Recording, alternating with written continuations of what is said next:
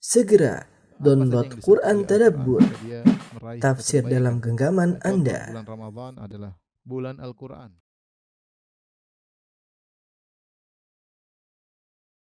Bismillahirrahmanirrahim. Assalamualaikum warahmatullahi wabarakatuh. Alhamdulillahi ala ihsani wa syukru lahu ala taufiqihi wa amtinani. Wa asyhadu an la ilaha illallah wahdahu la syarika lahu ta'ziman li sya'ni. Wa asyhadu anna Muhammadan abduhu wa rasuluhu da'ila ridwani. Allahumma salli alaihi wa ala alihi wa ashabi wa ikhwani. Ikhwan dan akhwat yang dirahmati Allah Subhanahu wa taala, pada kesempatan kali ini kita akan bahas satu poin yang penting yang merupakan pintu untuk meraih pahala yang besar, yaitu pintu menyambung silaturahmi. Sungguhnya Allah Subhanahu wa taala membuka pintu-pintu pahala baik antara hubungan seorang dengan Allah Subhanahu wa taala secara langsung seperti salat, seperti baca Quran atau kemudian puasa. Demikian juga Allah banyak membuka pintu-pintu pahala dari hubungan seorang interaksinya dengan sesama. Dan di antara pintu pahala yang sangat besar adalah pintu menyambung silaturahmi. Bahasan tentang silaturahmi adalah perkara yang sangat penting. Di antaranya kita semua, hampir setiap kita tentu memiliki kerabat yang memiliki rahim yang harus kita sambung. Kemudian lagi ditambah ada salah paham tentang makna silaturahmi, sehingga akhirnya sebagian orang menyangka sesuatu yang bukan silaturahmi dianggap silaturahmi. Seperti istilah yang tersebar di tanah air kita, kalau kita lagi kunjungan ke rumah teman, ya, atau lagi ada acara reuni, kemudian ditulis dalam rangka silaturahmi kita mengadakan acara reuni, atau kita main ke rumah ustadz, kita bilang ayo silaturahmi ke ustadz. Ini istilah yang sudah tersebar. Kalau dimaknakan dengan istilah syar'i, ini adalah istilah yang keliru. Karena rahim itu maksudnya adalah yang ada hubungan nasab, sama-sama berasal dari rahim ibu misalnya, atau dari rahim nenek, ya. Adapun kalau kita ziarah ke teman, atau kita ketemu dengan ustadz, atau ketika kita mengadakan acara reuni misalnya, itu namanya bukan silaturahmi, tapi tali ukhuwah. Kita menyambung tali ukhuwah, memperkuat tali ukhuwah, dan itu juga berpahala. Tetapi silaturahmi lebih tinggi derajatnya daripada sekedar menyambung tali ukhuwah. Karena pemahaman yang keliru ini, banyak orang menyangka mereka sudah menyambung silaturahmi. Ya, mereka menyangka mereka sudah menyambung silaturahmi dengan mereka perhatian sama kawan-kawan, sama teman-teman. Mereka anggap sudah nyambung silaturahmi. Ya, padahal mereka punya masalah sama kakak, sama adik, sama orang tua mereka. Ternyata mereka memutuskan silaturahmi. Ini maksudnya ada salah paham tentang istilah silaturahmi, terlalu diperluas sampai akhirnya menyambung tali ukhuwah, ya. Sesama kaum mukminin dianggap silaturahmi. Padahal silaturahmi adalah perkara yang lebih spesifik daripada itu. Kemudian ada fenomena, melanjutkan daripada ini, ada fenomena di mana sebagian orang lebih perhatian kepada orang yang jauh daripada orang yang dekat. Dan ini banyak, ya, bentuk-bentuknya. Di antara misalnya seorang sama orang jauh, ya, sama tetangga jauh baik, tetapi sama tetangga dekat tidak perhatian. Ini contoh yang jauh baik, yang dekat tidak perhatian.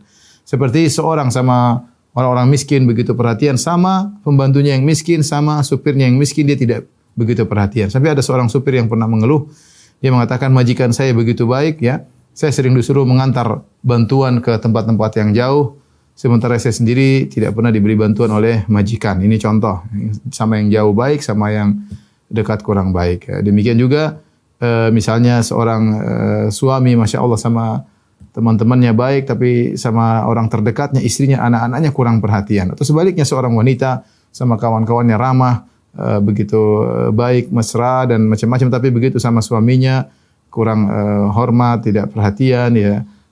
Demikian juga kepada anak-anaknya, ya. Dan di antaranya adalah seorang begitu baik sama kawan-kawannya, ya, dia rela berkorban waktunya, rela berkorban uangnya, hartanya, ya, demi kawan-kawannya, sementara kerabat-kerabatnya, ya, yang merupakan rahim dia tidak dia perhatikan. Tidak dia perhatikan, ya. Demikian juga sebagian orang ketika dia bermasalah sama orang jauh, dia merasa berat. Bermasalah sama kawannya, dia berusaha untuk menyambung. Tapi kalau dia bermasalah sama kakaknya, sama adiknya, dia tidak peduli. Padahal ini adalah qati'ur rahim, pemutus silaturahmi. Karena ada pergeseran makna silaturahmi menjadi lebih umum, ini membantu orang salah paham tentang silaturahmi.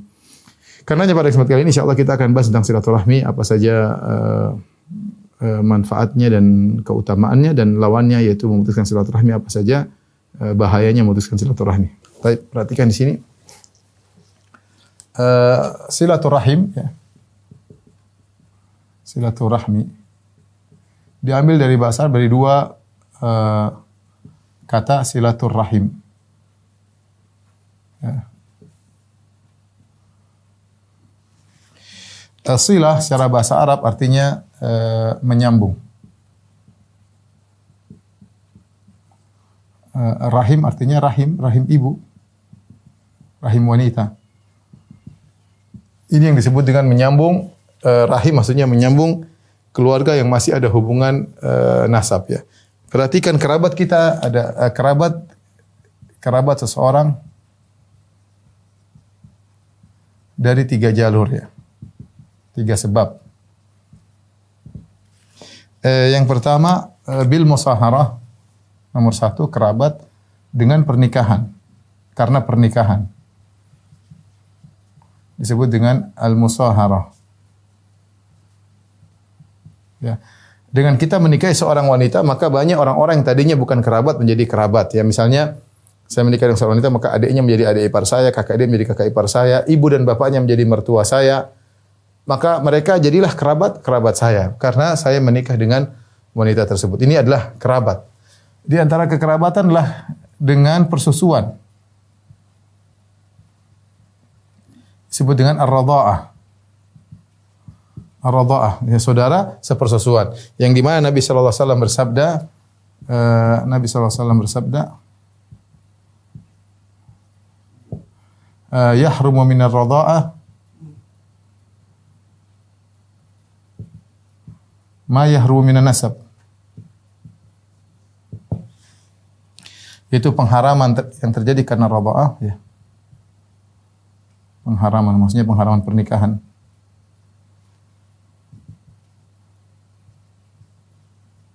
Karena persusuan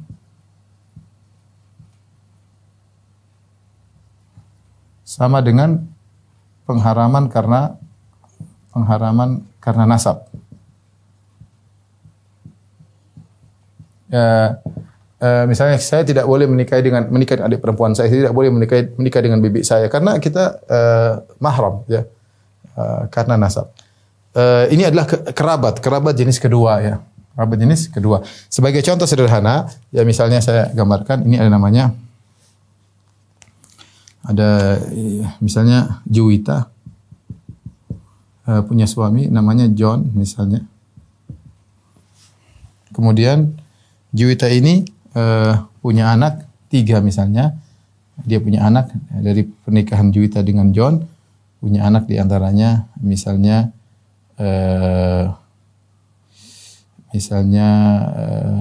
Bagus misalnya atau Agus ya. Jangan Bagus.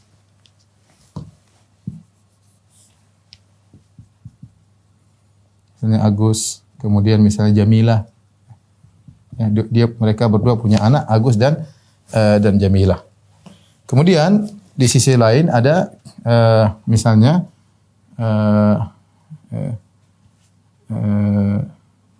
Mita misalnya menikah dengan misalnya Roni ya. Dari pernikahan Mita dengan Roni punya anak misalnya adalah Nila dengan Santo misalnya ya. Atau jangan Santo, Sony misalnya. Baik. Perhatikan, ternyata Nila disusui oleh Juwita. Disusui. Yang disusui oleh Juwita dengan 5 susuan karena syarat menjadi persusuan harus 5 susuan. Adapun kurang dari itu enggak, 5 susuan di mana Juwita mengambil Nila menyusuinya ini satu majelis. Nanti kemudian dia udah kenyang dia lepas. Nanti siang dia netek lagi. Misalnya disusuin lagi itu sudah 2. Bisa jadi dalam sehari bisa 3 kali ya, atau dalam majelis dia sudah 2 hari, 2 minggu kemudian nila disusui lagi oleh juwita. Jika sudah 5 kali susuan di mana sang anak menyedot kemudian melepas, menghisap kemudian melepas sampai 5 kali, maka jadilah nila menjadi anak susuan juwita ya. Apa yang terjadi? Maka juwita menjadi ibu susuan nila. John menjadi bapak susuan nila. Bapak susuan nila. Agus dan Jamilah menjadi saudara susuan nila. Perhatikan. Jadi nila seperti anak juwita dan John. Nila bagi John adalah mahram. Kenapa? Karena susu yang disusukan oleh juwita kepada nila adalah akibat pernikahan antara John dengan juwita. Jadilah John sebagai bapak susuan nila. Nah, nila punya kerabat baru. Kerabat dia ada juwita, ada John, ada Agus, ada Jamilah. Berbeda dengan Sony. Sony tidak ada hubungannya. Adapun Sony tidak ada kaitannya dengan mereka.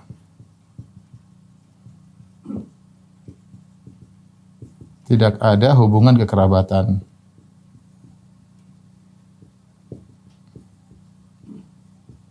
Kekerabatan dengan keluarga juwita. Artinya apa? Artinya Sony boleh menikah dengan Jamilah. Boleh. Karena Sony nggak ada hubungan dengan, dia boleh menikah dengan Jamilah. Tapi kalau Nila nggak boleh menikah dengan Agus. Karena Nila dan Agus mahram, Nila dengan John juga mahram. Ini contoh misalnya yang kata Nabi, yahrum minar radha'ah ma yahrum minan nasab.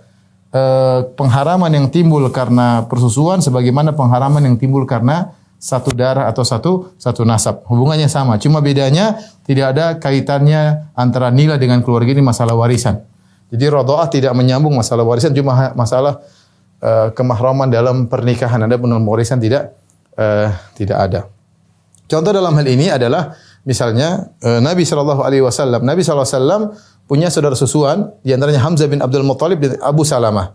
3 orang ini kalau saya tidak salah ingat, Muhammad sallallahu alaihi wasallam, Abu Salamah dan Hamzah bin Abdul Muttalib disusui oleh Thuwaibah. Sehingga mereka bertiga sama-sama menyusui oleh seorang wanita namanya Thuwaibah, sehingga 3 orang ini adalah saudara sepersusuan, ya, sepersusuan. Makanya ketika Nabi ditawarkan untuk menikah dengan putrinya Abu Salamah, maka Nabi mengatakan dia adalah putri dari akhi minar radha'ah. Ya, seakan-akan itu adalah ponakan Nabi sallallahu alaihi wasallam. Karena Abu Salamah meskipun dari suku yang lain, karena dia sepersusuan sama Nabi sehingga putrinya seperti ponakan Nabi sallallahu alaihi wasallam ya. Oleh karenanya Nabi sallallahu alaihi wasallam punya hubungan dengan Hamzah dari 2 sisi, dari sisi kerabatan. Pertama, Hamzah bin Abdul Muttalib adalah paman Nabi sallallahu alaihi wasallam karena dia adalah saudara bapak Nabi. Yang kedua, Hamzah bin Abdul Muttalib ternyata juga saudara susuan Nabi sallallahu alaihi wasallam. Ini kerabat yang perlu diperhatikan juga. Saudara susuan, ada perhatian, kita disuruh menyambung kekerabatan meskipun hanya saudara susuan. Yang ketiga adalah karena rahim ya. Karena nasab atau rahim ya. Nah, ini siapa saja rahim kita yang harus kita sambung? Misalnya ini saya ya. Baik. Siapa saja? Perhatikan. Kita ada ibu, ada bapak atau ayah. Ibu ada nenek dari ibu, kemudian ada kakek. Ini sama, ini juga ada nenek, kemudian kakek. Perhatikan. Kemudian jadi kita punya saudara kandung ya, saudara kandung.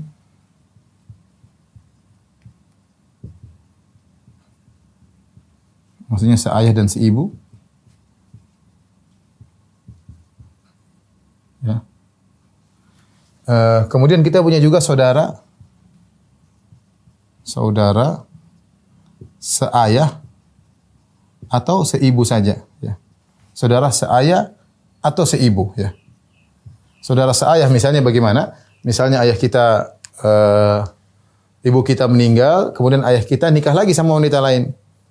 Jadi wanita lain tersebut punya anak. Nah, saya dengan anak tersebut satu bapak lain ibu, berarti saudara seayah. Saudara seayah. Jadi ini kemungkinan pertama, misalnya ibu kita meninggal, kemudian bapak kita nikah sama wanita lain. Dari pernikahan tersebut punya anak, maka saya dan anak tersebut satu ayah lain ibu. Atau bapak kita punya istri lebih dari satu, dia punya istri 2 atau 3, ternyata punya anak-anak banyak dari istri kedua, istri ketiga, istri keempat, maka saya dan anak-anak tersebut atau kita dan anak tersebutlah sama-sama saudara seayah tapi lain ibu, ya, lain ibu. Seperti Bani Israel. Bani Israel, Yakub alaihissalam punya istri 4, dari 4 tersebut punya anak banyak. Yang saudara seayah dan seibu misalnya Binyamin dan Yusuf. Binyamin dan Yusuf punya ibu namanya Rahil. Adapun sisa yang lain 10 adalah saudara sebapak dengan mereka, lain ibu. Ya. Bisa juga seibu, lain bapak. Contohnya gimana? Ibu menikah kemudian bapak kita meninggal. Bapak kita meninggal, ibu kita nikah lagi, punya anak. Nah, berarti kita sama dia seibu, lain bapak.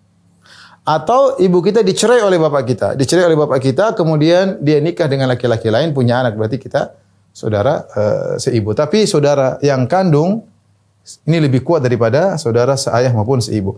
Kemudian di antaranya juga yang merupakan rahim adalah anak-anak. Anak-anak kita, kemudian apa? Cucu. Demikian juga anak-anak ini, namanya keponakan. Keponakan. Ini kalau saya boleh bilang adalah ring satu dari ring satu dari saudara-saudara kita yang semuanya adalah mahram, semuanya adalah mahram. Adalah mahram. Kita mahram dengan anak, mahram dengan ponakan, mahram dengan saudara sebapak, mahram dengan ibu, saudara kandung. Nah, adapun sepupu, maka sebagian ulama mengatakan termasuk daripada mahram dari kerabat yang wajib, ada yang mengatakan tidak wajib karena dia ring 2, karena sepupu bukan mahram kita. Kita boleh menikah dengan sepupu. Inilah ring 1 yang disebut dengan kekerabatan karena nasab karena rahim. Ya, karena kita dari rahim ibu atau rahim nenek dan kita juga berasal dari rahim nenek dari sisi bapak ya. Jadi inilah yang disebut dengan kerabat. Nah, perhatikan, kita ada skala prioritas. Skala prioritas, bahwasanya ketika kita menyambung silaturahmi, yang paling utama adalah ini, yang rahim ini, perhatikan. Karena yang dimaksud dengan silaturahmi itu yang ini. Ini kerabat model kedua, kerabat model ketiga, kita juga dituntut untuk berbuat baik kepada mereka, tapi jangan sampai kita salah prioritas. Yang paling utama adalah ring 1 kita, inilah yang disebut dengan rahim. Kita perhatian sama bapak, ibu, kakek, nenek, saudara kandung, saudara saya seibu, anak-anak, ponakan-ponakan. Itu yang harus kita perhatikan. Oh, masih ada kurang di sini lagi. Saudara bapak, saudara ibu tentunya. Ya. Saudara atau saudari ibu. Ya. Kalau kita bilang misalnya paman dan bibi, sama juga sini. Saudara atau saudari bapak. Yang kita bilang misalnya om atau tante ya, om atau tante. Inilah ring 1, saya lupa tadi ini juga ring 1. Adapun anak-anak mereka sepupu ini dimasukkan dalam ring 2. Anak-anak mereka, anak saudara bapak, saudara ibu kan sepupu. Ini masuk pada ring 2. Inilah ring 1 yang harus kita perhatikan. Kenapa demikian? Saya perlu ingatkan hal ini karena ketika kita tidak memahami tentang rahim, terkadang kita salah prioritas. Ya, contoh, sebagian lelaki dia lebih perhatian kepada keluarga istri daripada keluarganya sendiri. Dia lebih perhatian daripada rahim istrinya daripada rahimnya sendiri. Benar kita dituntut berbuat baik kepada rahim istri, tapi rahim istri bukan rahim kita. Istri punya rahim sendiri, dia punya bapak, punya mereka kerabat lebih utama kerabat yang langsung satu nasab dengan kita. Bukan berarti ketika kita memperhatikan yang ini kita melalaikan yang kerabat ini enggak, tetapi ada skala prioritas, ya, ada skala prioritas. Seperti saya katakan sebagian lelaki misalnya lebih perhatian kepada mertuanya daripada ibunya sendiri. Ini fatal. Lebih perhatian daripada mertuanya daripada ibunya sendiri. Ini salah ya. Karena tidak mungkin disamakan antara ibu mertua dengan ibu kandung. Tidak mungkin disamakan ya. Tidak mungkin disamakan karena ibu kandung yang mengandung kita, yang bertarung dengan kematian ketika melahirkan kita, yang menyusuh kita dan yang ibu kan ibu mertua enggak. Ibu mertua kita membantu istri kita untuk berbakti kepada ibunya. Tetapi kita berkaitan dengan ibu mertua bukan seperti ibu kandung kita ya. Bukan seperti jangan kita menyamakan ibu kandung kita dengan ibu mertua ya. Ibu mertua beda, ibu mertua kalau ibu kandung cuma satu, ibu mertua bisa ibu mertua satu, ibu mertua dua, ibu mertua tiga, ibu mertua empat, bisa empat. Kadang ibu mertua bisa ganti dengan variabel yang lain kalau cerai misalnya.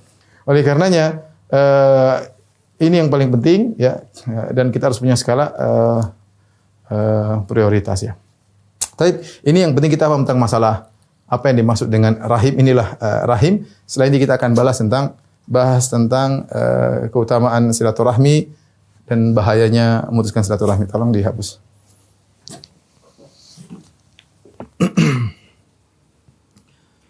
Insya Allah kita akan buat komparasi antara menyambung silaturahmi dengan lawannya, yaitu memutuskan silaturahmi, sehingga kita bisa jelas tentang pentingnya silaturahmi dan kita jadi waspada tentang bahayanya memutuskan silaturahmi.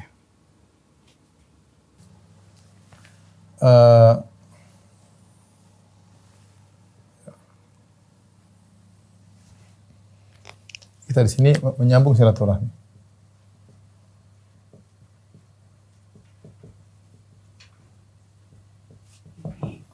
Memutuskan silaturahmi.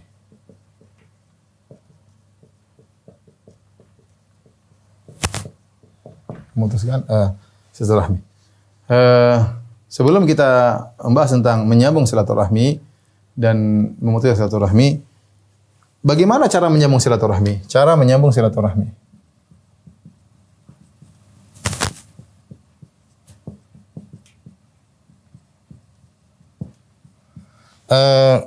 Syariat tidak menyebutkan secara khusus tentang tata cara silaturahmi. Tidak menyebut secara khusus. Tapi namanya menyambung adalah berbuat kebaikan.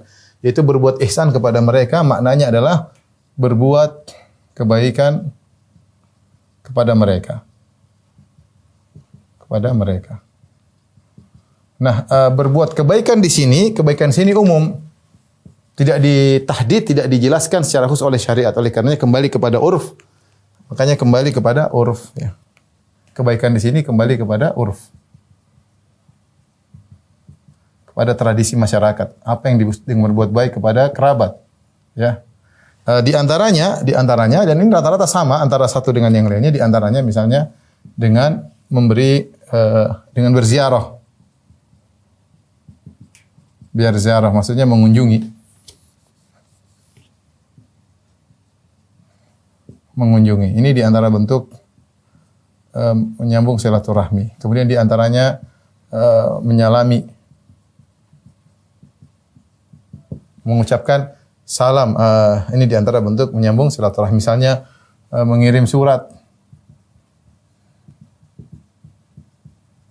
Kalau zaman sekarang lebih lagi misalnya WA ya atau telepon ya.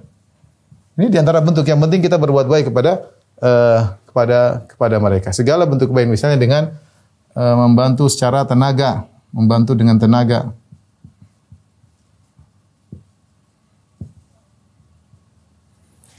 Kemudian di antaranya yang paling utama adalah misalnya membantu dengan materi. Ini di antara hal yang paling penting dalam menyambung silaturahmi ya, menyambung silaturahmi. Oleh karenanya dalam Al-Qur'an ya banyak sekali Allah mendahulukan, memerintahkan untuk menyambung kerabat daripada orang miskin dan daripada anak yatim ya. Bahkan lebih utama daripada membantu anak yatim dan fakir miskin.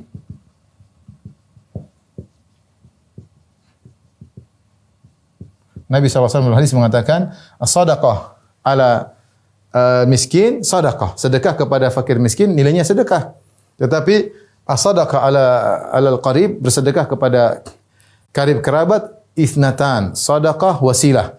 Siapa yang berbuat baik kepada kerabat dia dapat dua pahala, pahala sedekah dengan pahala silaturahmi, Makanya dalam Al-Qur'an lebih utama membantu kerabat daripada membantu anak yatim dan fakir miskin. Contoh firman Allah Subhanahu wa taala dalam Al-Qur'an, wa ati dzal qurba haqqahu wal miskin wa ibnas sabil. Kata Allah Subhanahu wa taala, berikan kepada karib kerabat haknya dan berikan kepada miskin, kepada ibnu sabil. Di sini dalam surat Al-Isra Allah mendahulukan menyuruh untuk berbuat baik kepada karib kerabat, baru kemudian miskin, baru kemudian anak yatim. Ini dalam surat Al-Baqarah juga Allah mengatakan wa atal mala ala hubbihi dzawil qurba wal yatama wal masakin wa ibnas sabil. Kata Allah Subhanahu wa taala, dan di antara ciri-ciri orang yang beriman yaitu wa atal mala, dia memberikan harta yang dia cintai, dzawil qurba, kepada karib kerabatnya. Lihat, karib kerabat didahulukan daripada yang lainnya. Ini karib kerabat. Dia memberikan harta kepada karib kerabat, kepada yatim, kepada orang miskin, dan kepada ibnu sabil. Jadi didahulukan daripada memberi bantuan kepada yang lainnya. Oleh karenanya tadi saya katakan, sebagian orang ketika memberi bantuan kepada fakir miskin, kepada dia merasa dapat pahala, tapi kalau dia kasih bantuan pada kakak sama adik, seakan-akan tidak. Padahal ini lebih utama. Lebih utama kepada karib kerabat, kakak, adik, ponakan, ya, tante, om. Ini lebih utama daripada yang lainnya. Karena dapat dua pahala, pahala sedekah dan pahala menyambung silaturahmi. Ini di antara cara-cara menyambung silaturahmi. Terus, saya lanjutkan tingkatan menyambung silaturahmi.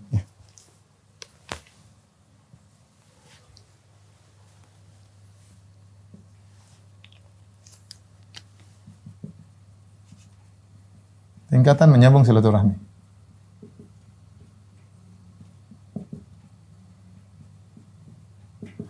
Tingkatan yang pertama, ya, yang pertama adalah al-wasil.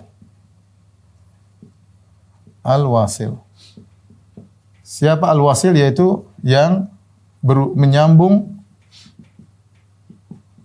kerabat yang memutuskan. Yang memutuskan. Ini yang paling top. Berarti dia menyambung silaturahmi karena Allah Subhanahu wa taala. Dalam hadis kata Nabi sallallahu alaihi wasallam, "Laisal wasil bil mukafi. Wa innamal wasil man idza quti'at rahimuh wasalah."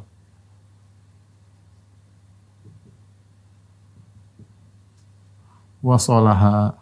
Kata Nabi sallallahu alaihi wasallam, bukanlah penyambung silaturahmi sejati adalah yang al-mukafi. Mukafi itu kalau dia baik kita baik, kalau dia buruk ya sudah.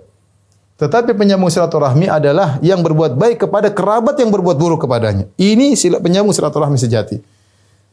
Dalam Sahih Muslim ada seorang datang kepada Nabi mengatakan, "Ya Rasulullah, innali qarabah asiluhum wa yaqta'unani." Ya Rasulullah, aku punya kerabat. Aku berbuat baik kepada mereka, mereka memutuskan. Aku mereka berbuat buruk kepada aku. Wa uhsinu ilaihim wa yusi'una ilai. Aku berbuat baik, mereka berbuat buruk kepada aku. Aku nyambung, mereka putuskan. Ya. Kemudian apa namanya? Wa yajhalu alai wa yajhaluna alayya wa ahlumu anhum. Mereka berbuat buruk kepada aku dan aku bersabar dengan mereka. Dia mengeluh kepada Nabi. Dia berusaha. Kata Rasulullah SAW, la in kunta kama qult fa ka'annama tusifuhumul mal. Kalau engkau melakukan seperti yang kau katakan, maka seakan-akan kau masukkan debu yang panas di mulut mereka. Artinya engkau dapat pahala dan mereka dapat dosa seperti itu, ya. Wala yazalu 'alaika minallahi dhahirun ma dumta 'ala dzalik, dan kau akan diberi penolong oleh Allah sementara kau tetap seperti itu. Dan ini adalah nomor satu penyambung silaturahmi yang sejati. Dia menyambung silaturahmi karena Allah Subhanahu wa taala. Karena Allah Subhanahu wa taala. Meskipun orang yang disambung tadi bahkan memusuhinya, bahkan menjelek-jelekannya, ya, dia tetap berusaha menyambung. Ini yang paling susah. Bagaimana menyambung silaturahmi terhadap kerabat yang bikin masalah, yang bikin problem, bahkan berusaha memutuskan. Kita kejar dia malah menjauh, ya. Ya. Makanya saya ingatkan ikhwan dan akhwat yang rahmatillah Subhanahu wa taala, menyambung silaturahmi adalah ibadah yang mulia. Harus ikhlas karena Allah Subhanahu wa taala. Meskipun yang kita sambung tadi ternyata tidak berterima kasih kepada kita atau bahkan menjelek-jelekan kita. Ya. Ada orang datang kepada saya bilang, "Ustaz, saya enggak tahu gimana cara saya dengan kakak adik saya. Kalau saya kasih mereka hadiah, mereka bilang sombong. Kalau saya enggak kasih, mereka bilang pelit. Saya bingung mau bertindak, ya." Subhanallah. Terkadang Allah ingin buat kita dapat pahala yang banyak ketika kita berbuat baik kepada kerabat dan mereka tidak berterima kasih. Antum jangan berharap terima kasih dari mereka, tidak perlu. Kalau mereka berterima kasih, alhamdulillah. Kalau mereka enggak terima kasih, jangan harap kepada Allah Subhanahu wa taala. Terkadang Allah mentakdirkan seorang berbuat baik sama keluarganya dan dia tidak dihargai agar pahala dia semakin besar di sisi Allah Subhanahu wa taala, menunjukkan dia telah mencapai derajat al-wasil. Dia berbuat silaturahmi meskipun mereka buruk, meskipun mereka tidak berterima kasih, dia tetap menyambung. Ini derajat yang paling utama. Yang kedua adalah al-mukafi.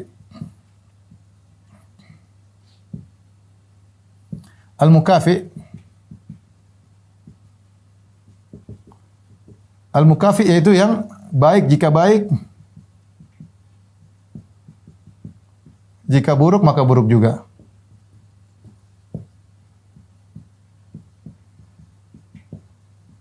Ini derajat yang hanya berbuat baik kalau dibaikin. Ya, hanya dibuat baik kalau dibaikin ya. Atau ya. Kalau buruk dia tidak nyambung silaturahmi, sudah diburuk ya sudah ya. Ini al-mukafi ya. Mungkin dia artinya al-mukafi itu hanya membalas. Ini derajat yang di bawah dan yang paling parah adalah al-qati. Pemutus silaturahmi. Al-qati. Pemutus silaturahmi. Cari masalah terus. Kalau ketemu dengan keluarga, cari masalah. Gibahin sana, rendahkan sini, bikin masalah sama orang tua, bikin masalah sama kakak, sama adik, bikin masalah. Ini mutus silaturahmi, dosanya sangat besar. Maka seorang berusaha mencapai pada derajat ini, menyambung silaturahmi yang sesungguhnya, menyambung silaturahmi yang sesungguhnya. Inilah penyambung, ini al-mukafi, dan ketiga adalah pemutus silaturahmi. Nah, sekarang kita ingin menjelaskan apa keutamaan menyambung silaturahmi dan apa bahayanya memutuskan silaturahmi. Menyambung silaturahmi keutamaannya di antaranya sebab masuk surga. Pertama, sebab masuk surga. Lihat dalam surat Ar-Ra'd ayat 21 sampai 24. Kata Allah Subhanahu wa taala, "Walladzina yasiluna ma amara Allahu bihi ayyusal wa yakhshawna rabbahum wa yakhafuna su'al hisab." Orang-orang yang menyambung silaturahmi yang Allah perintahkan untuk disambung. Wa yakhshawna rabbahum, dan mereka takut kepada Allah Subhanahu wa taala. Wa yakhafuna su'al hisab, dan mereka khawatir dengan hisab yang buruk. Walladzina sabaru butiga'a wajhi rabbihim wa aqamus salata wa anfaqu mimma razaqnahum sirra wa alaniyah wa yadra'una bil hasanati sayyi'ah ulaika lahum uqubad dar. Orang-orang yang mereka bersabar mencari wajah Allah Subhanahu wa taala, mereka mendirikan salat dan mereka membayar berinfak atas apa yang Allah berikan kepada mereka secara diam-diam maupun terang-terangan, dan mereka membalas keburukan dengan kebaikan. Ulaika lahum uqubad dar, bagi mereka kesudahan yang baik. Jannatu adnin yadkhulunaha, mereka masuk dalam surga Aden. Yadkhulunaha wa man shalah min abaihim wa azwajihim wa dzurriyyatihim, mereka masuk surga, orang tua mereka masuk surga yang baik-baik, pasangan hidup mereka, anak mereka yang baik juga masuk surga bersama mereka. Wal malaikatu yadkhuluna 'alaihim min kulli bab, malaikat masuk melalui pintu-pintu mereka sambil berkata, "Salamun 'alaikum bima sabartum," keselamatan atas kalian karena kesabaran kalian. Itu ayat dalam surat Ar-Ra'd dalam satu lembaran. Allah menyebutkan ciri-ciri penghuni surga, di antaranya menyambung silaturahmi. Setelah itu Allah sebutkan ciri-ciri penghuni neraka jahanam, di antaranya memutuskan silaturahmi. Nanti yang kita singgung. Jadi sebab utama masuk surga di antaranya menyambung silaturahmi. Nabi SAW juga bersabda dalam hadis, "Ya ayuhan nas," kata Abdullah bin Salam, "Awwalu kalamin sami'tu min Nabi SAW." Pertama kali dakwah yang saya dengar dari Nabi ketika Nabi masuk kota Madinah, baru hijrah dari Mekah Madinah, Rasulullah SAW berkata, "Ya ayuhan nas, afsyus salam," tebarkan salam. Ya. Kemudian apa?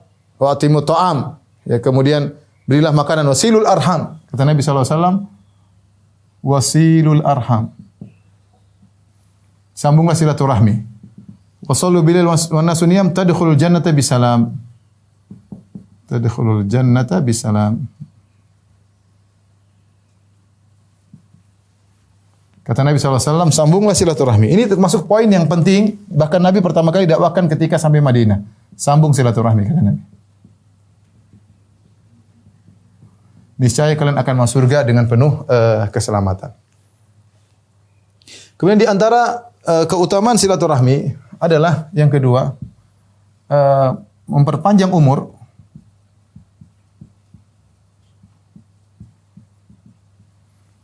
Yang ketiga adalah menambah rizki, melapangkan rizki. Dalam hadis Nabi SAW bersabda, ya, "Man ahabba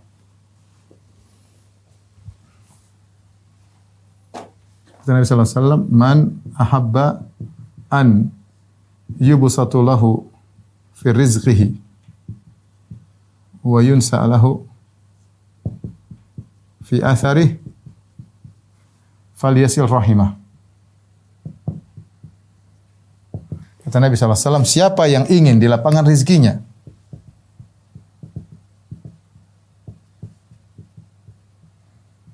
lapangkan rezekinya, dipanjangkan umurnya,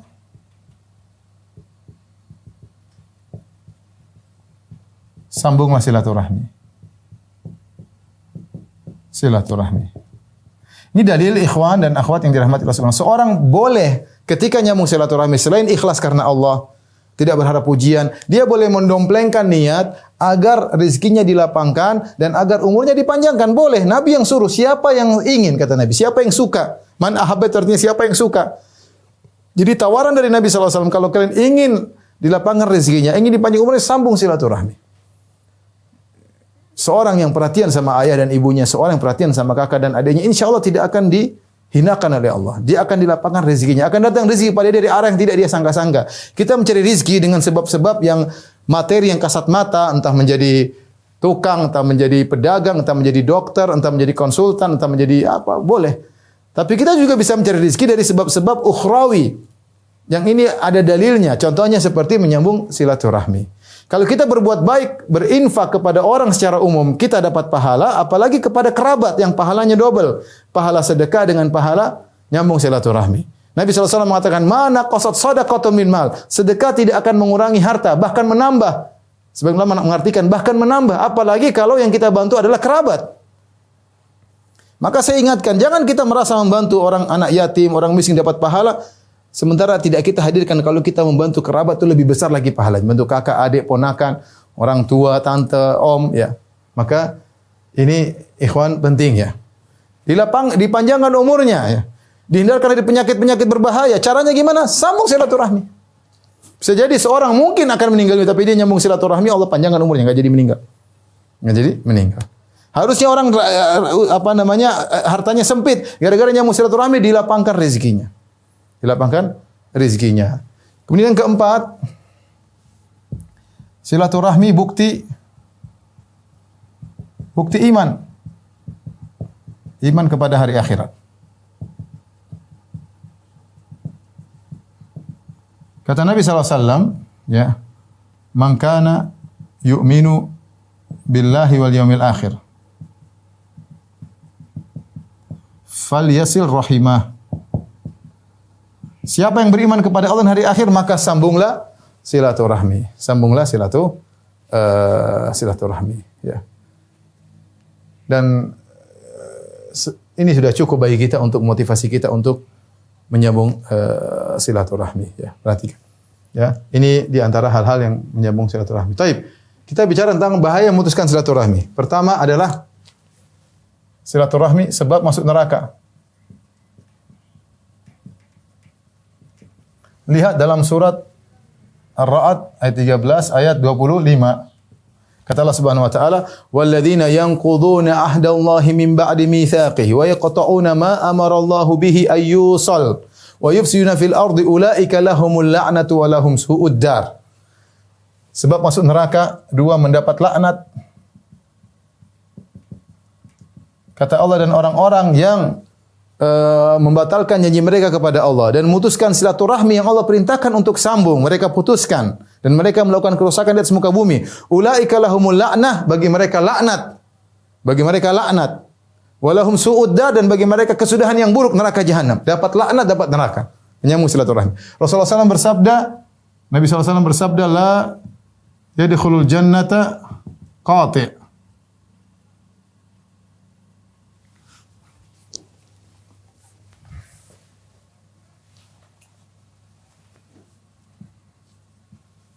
Tidak masuk surga pemutus silaturahmi.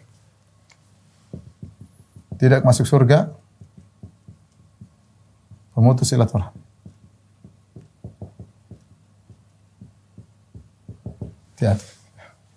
Kemudian juga dalam ayat yang lain, Allah Subhanahu wa taala menyebutkan bahwasanya fahal asaitum, dalam surat Muhammad, fahal asaitum in tawallaitum an tufsidu fil ardi wa tuqatti'u arhamakum ulaika alladziina la'anahumullah fa asammahum wa a'ma absarahum. Kata Allah Subhanahu wa taala wa tuqatti'u dalam surat Muhammad wa tuqatti'u arhamakum ulaika alladziina la'anahumullah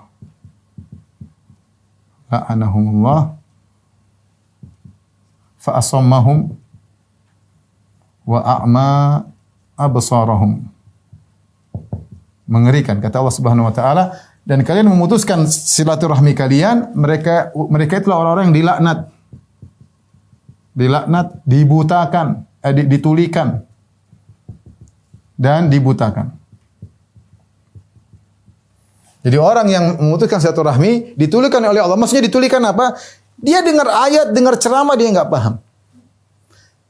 Dibutakan, dia tidak melihat kebenaran depan matanya, tidak melihat. Sudah buta mata, buta hati, repot. Ini akibat dia memutuskan silaturahmi. Selain dapat laknat, diancam neraka, ditulikan, dia dibutakan oleh Allah Subhanahu wa taala. Laknat maksudnya dijauhkan dari rahmat Allah Subhanahu wa taala. Kemudian di antaranya pemutus silaturahmi merupakan ciri orang fasik. Di antara ciri orang fasik adalah memutus silaturahmi. Dalam surat Al-Baqarah kata Allah Subhanahu wa taala, "Wa ma yudhillu bihi illa al-fasiqin." Wa ma yudhillu bihi illa al-fasiqin. Alladzina yanquduna ahda Allah min ba'di mitsaqihi wa yaqta'una ma amara Allah bihi.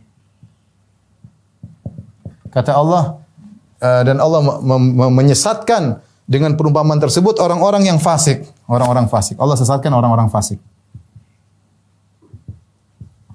Siapa orang fasik tersebut? Adalah alladzina yanquduna ahdallahi min ba'di mitsaqihi wa yaqta'una, dan memutus silaturahmi. Ciri mereka di antaranya memutus silaturahmi. Ini menunjukkan pemutus silaturahmi dosa besar karena disifati oleh Allah dengan fasik.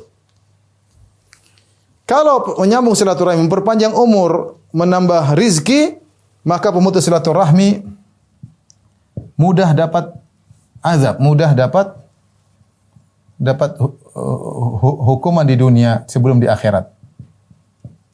Kata Nabi sallallahu alaihi wasallam, "Ma min dzambin ajdaru an yu'ajjilallahu al-uqubata li sahibihi ya fi dunya wa ma yaddakhiruhu fil akhirah min al-baghi wa qati'atir rahim." Kata Nabi sallallahu alaihi wasallam, tidak ada dosa yang paling Allah segera menyegerakan hukumannya bagi pelakunya di dunia sebelum hukuman di akhirat. Perhatikan.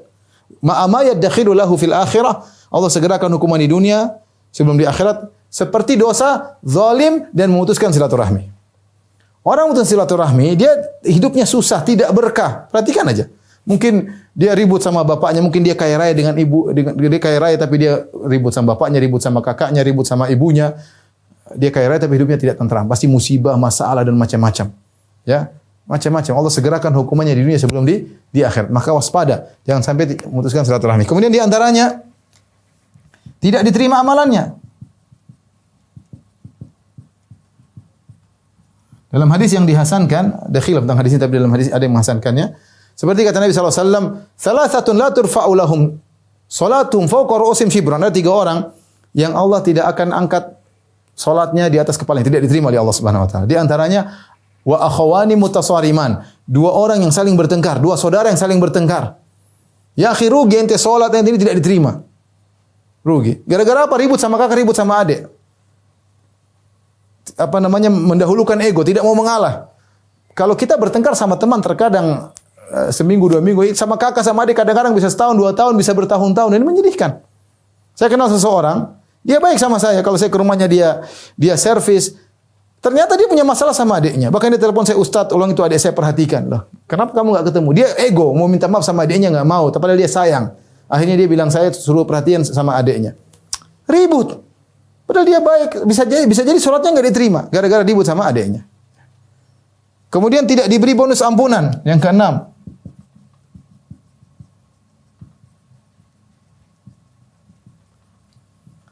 kata Nabi sallallahu alaihi wasallam, "Tuftahu abwabul jannah likulli yaumin itsnain wal khamis." Sungguhnya pintu-pintu surga dibukakan setiap Kamis dan setiap hari Sabtu. Fayughfaru likulli 'abdin la yusyriku billahi syai'a. Kata Nabi SAW, maka setiap hamba yang bertauhid, tidak berbuat syirik sama sekali akan diberi bonus ampunan oleh Allah Subhanahu wa taala. Illa rajulun kana bainahu wa baina akhihi syahna, kecuali seorang yang punya masalah sama saudaranya, tidak dapat bonus. Dia mau dikasih bonus enggak jadi setiap Senin Kamis. Mungkin dia bertauhid, mungkin dia di atas sunnah, tapi dia ribut sama kakaknya, ribut sama adiknya, ribut sama ibunya, ribut sama tantenya, ribut sama ponakannya, ribut sama kerabatnya. Fayuqal anziru hadaini, maka dikatakan kepada malaikat, jangan kasih bonus ampunan kepada dua orang ini. Anziru hadaini, tunda pengampunan kepada mereka hatta yastaliha, sampai mereka berdua damai. Karenanya rugi ya, rugi kalau kita melakukan musuhan silaturahmi. Maka sekarang kita cek diri kita, saya punya masalah enggak sama keluarga saya? Lihat ring 1. Bapak, ibu masih ada enggak? Ada masalah enggak sama mereka? Kakek nenek ada masalah enggak? Anak-anak saya diribut sama anak enggak? Ada masalah enggak? Kakak adik ada masalah enggak? Sama ponakan ada enggak? Tante om ada masalah enggak? Kalau enggak ada masalah berarti kita menyambung silaturahmi. Saya sering kontak mereka enggak? Coba cek, saya telepon kah? Kasih hadiah kah? Kita kalau punya duit kasih duit, kalau enggak bisa ya telepon boleh, ziarah boleh. Yang penting kita berusaha berbuat baik kepada mereka. Ini tinggal kita mau pilih, mau masuk surga nyambung silaturahmi, mau rugi di dunia akhirat silakan memutuskan silaturahmi. Tapi habis ini ada pembahasan terakhir. Baik, yang terakhir ikhwan dan akhwat yang dirahmati Allah Subhanahu wa taala. Beberapa hal yang harus kita perhatikan dalam menyambung silaturahmi. Yang pertama, sudah saya singgung tadi bahwasanya menyambung silaturahmi adalah ibadah yang agung. Ketika itu merupakan ibadah harus ikhlas kepada Allah. Tidak boleh kita menyambung silaturahmi karena riya. Jangan kita berbuat baik sama ayah dan ibu kita pamer-pamerkan di medsos, jangan. Ya, jangan juga kita berbuat baik sama kakak dan adik mengharap pujian mereka, tidak perlu. Ya, kita berharap mereka baik sama kita, tapi jangan kita berharap pujian disanjung, enggak. Ya, karena ini adalah ibadah. Ibadah disyaratkan harus adanya ikhlas kepada Allah Subhanahu wa taala. Sebagian orang masya Allah mereka nyambung salat, tapi mereka pamer-pamer, cerita kesana kemari, tidak perlu. Tidak perlu, alhamdulillah kita sebisa mungkin amal soleh kita sembunyikan, tidak perlu kita ceritakan sana sini. Ya kalau orang tahu ya enggak urus. Yang penting kita bukan sengaja untuk men-share. Kemudian yang kedua, tadi saya sudah singgung juga, tatkala kita tahu amal soleh kita karena Allah Subhanahu wa taala, maka bisa jadi apa yang kita usahakan belum tentu berdampak baik. Kita mungkin berusaha berbuat baik sama kakak, sama adik, tetapi yang kita dapatkan ternyata keburukan, misalnya mereka menghina kita terkadang, merendahkan kita. Contoh, kita yang berbuat baik sama kakak dan adik, ternyata kita orang miskin. Kita mungkin bawa kue, mungkin malah kue kayak apa ini bawa ke sini. Ini contoh kita berusaha berbuat baik, ternyata dia merendahkan kita. Ya, sudahlah, enggak apa-apa. Kita boleh sakit hati, tapi sudahlah. Ini memang pahalanya di sini. Agar kita dapat pahala murni dari Allah Subhanahu wa taala. Meskipun mereka berbuat buruk, tetap kita sambung silaturahmi. Ingat, meskipun mereka berbuat buruk, tetap sambung silaturahmi. Itulah al-wasil, penyambung silaturahmi yang sesungguhnya. Kemudian menyambung silaturahmi memang butuh perjuangan, ya. Perlu kesabaran dan perlu takut kepada Allah. Makanya tadi dalam surat Ar-Ra'd Allah berfirman, perhatikan, walladzina yasiluna ma amarallahu bi ayyusal wa yakhshawna rabbahum, dan orang-orang yang menyambung silaturahmi yang Allah perintahkan. Kemudian Allah sambung, Allah mengatakan wa yakhshawna rabbahum, dan mereka takut kepada Allah. Wa yakhafuna su'al hisab, dan mereka takut dengan hisab yang buruk, ya. Karena kalau kita enggak nyambung silaturahmi, hisab kita masalah nanti hari kiamat. Makanya Allah Subhanahu wa taala menyebutkan dalam Al-Quran, fa idza ja'atis sakha yauma yafirul mar'u min akhihi, ketika ditipu sangkakala seorang lari dari saudaranya, ya, wa ummihi wa abi, dari bapaknya, dari ibunya, wa sahibatu wa bani, lari dari ibunya, lari dari istri, dari anak-anaknya. Kenapa? Takut dituntut, ada hak yang tidak dia tunaikan, di antaranya pemutus silaturahmi. Maka ingat, mereka seorang menyambung silaturahmi, wa yakhshawna rabbahum wa yakhafuna su'al hisab. Menyambung silaturahmi karena takut kepada Allah dan takut dengan hisab yang buruk. Walladzina sabaru btigha wajhi rabbihim, dan mereka bersabar dalam mengharap wajah Allah. Butuh kesabaran. Makanya di akhir ayat Allah menyebutkan jannatu adnin yadkhulunaha wa man shala min abaihim wa azwajihim wa dzurriyyatihim wal malaikatu yadkhuluna alaihim min kulli bab. Ketika mereka mau surga, para penyambung silaturahmi mau surga, malaikat datang beri salam kepada mereka dengan berkata, salamun alaikum bima sabartum. Keselamatan atas kalian karena kesabaran kalian. Ini isyarat bahwasanya nyambung silaturahmi butuh kesabaran, tidak mudah. Kadang kita lebih mudah untuk interaksi dengan kawan daripada dengan kerabat. Kerabat sensi, ada inilah, ada kecemburuan, ada hasad, ada dengki. Sebagaimana sebagian kawan cerita kepada saya. Maka seorang bersabar. Dan ingat juga wa yadrauna bil hasanati sayyi'ah. Ingat dalam ayat surat Ar-Ra'd juga. Mereka membalas keburukan dengan kebaikan. Ini semua memotivasi kita untuk ikhlas dan bersabar dalam menyambung silaturahmi. Kemudian ikhwan dan akhwat yang rahmati Allah Subhanahu wa taala. Di antara bentuk menyambung silaturahmi yang paling utama tadi sudah saya singgung adalah memberi materi. Dan tatkala kita memberi materi, yang paling utama adalah memberi materi yang kita sukai. Allah mengatakan dalam surat Al-Baqarah kalau tidak salah 177, wa atal mala ala hubbihi dzawil qurba. Dan orang yang memberikan hartanya yang dia cintai kepada karib kerabatnya. Jadi yang dia berikan harta bukan harta yang dia tidak sukai, tapi harta yang dia cintai. Ini berlaku pada kaum muslimin secara umum, kita membantu dengan harta yang kita cintai, apalagi kepada karib kerabat. Makanya Allah sebutkan dalam surat Al-Insan tentang ciri-ciri penghuni surga. Kata Allah Subhanahu wa taala, "Wa yut'imuna at-ta'ama 'ala hubbihi miskinan wa yatiman wa asira. Innama nut'imukum liwajhillah la nuridu minkum jazaa'an wala syukura." Dan mereka para penghuni surga tersebut, wa yut'imuna at-ta'ama, mereka memberi makanan. Yang makanan tersebut 'ala hubbihi, mereka cintai. Miskinan, mereka berikan kepada orang miskin, wa yatiman, kepada anak yatim, kepada asir, kepada tawanan, ya. Ini dipraktikkan oleh sebagian sahabat. Bahkan sebagian sahabat ketika memberi bantuan kepada tawanan perang dalam perang Badar, padahal tawanan tersebut orang kafir, tapi mereka mengamalkan ayat ini. Mereka bawa korma, mereka bawa roti. Dia tentu lebih enak roti daripada korma, ya, gandum lebih enak daripada korma, tapi mereka berikan roti tersebut kepada tawanan sementara mereka makan korma. Sampai yang tawanan yang makan roti merasa enggak enak, gimana? Kami ditawan, kami makan lebih enak daripada yang menawan kami. Tapi mereka menerapkan ayat tersebut. Ya. Oleh karenanya memberi sesuatu yang kita sukai kepada kerabat yang baik. Jangan kita bilang sama adik kita misalnya, "Dek, ini ada kulkas bagus luar biasa tapi lagi rusak. Ini buat kamu aja, kamu perbaiki ya." Ini namanya kita kasih kulkas rusak ya. Kalau mau kita perbaiki atau kita belikan yang baru, berikan buat adik ke, buat kakak ke. Ada mesin cuci, belikan yang baru ya. Itu namanya kita berkorban memberikan apa yang kita sukai. Kita punya duit banyak nih, kita kasih ini duit, kita suka. Siapa yang nggak suka sama duit sih? Semua orang suka sama duit.